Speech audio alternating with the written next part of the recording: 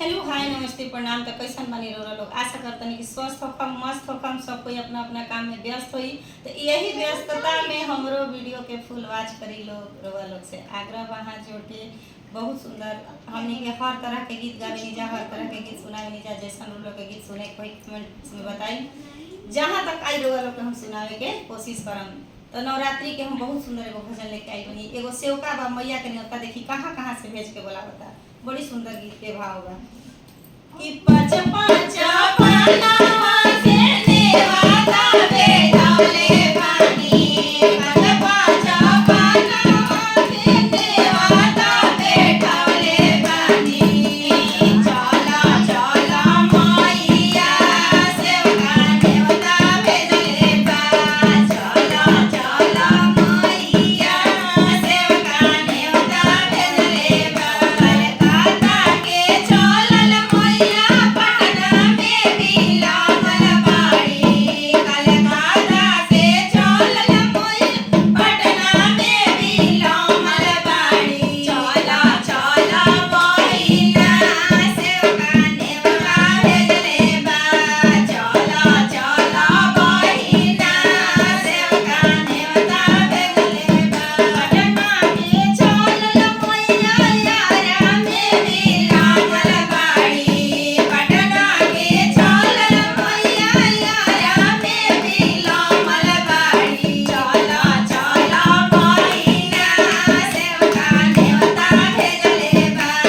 चला चला बहिना सेवका नेवता भेजले बा। पाँच पानवा पर नेवता बैठवले बानी।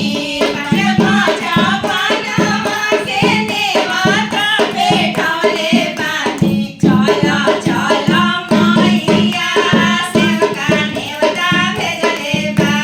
चला चला मैया सेवका नेवता भेजले बा। के चलल मैया बिहिया में भी लागल बाड़ी।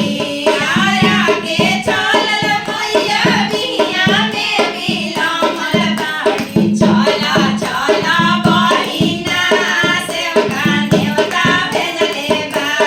चला चला बहिना सेवका नेवता भेजले बा। बिहिया के चलल मैया डुमराव में भी लागल बाड़ी। बिहिया के चलल मैया डुमराव में भी लागल बाड़ी। चला चला बहिना सेवका नेवता भेजले बा। चला चला बहिना सेवका नेवता भेजले बा। डुमराव के चलल मैया रेखा घाट भी लागल बाड़ी। डुमराव के चलल मैया रेखा घाट भी लागल बाड़ी। चला चला बहिना सेवका नेवता भेजले बा। चला चला बहिना सेवका नेवता भेजले बा। रेखा घाट के चलल मैया बालक में भी लागल बाड़ी। रेखा घाट के चलल मैया बालक में भी लागल बाड़ी। चला चला बहिना सेवका नेवता भेजले बा। चला चला बहिना सेवका नेवता भेजले बा।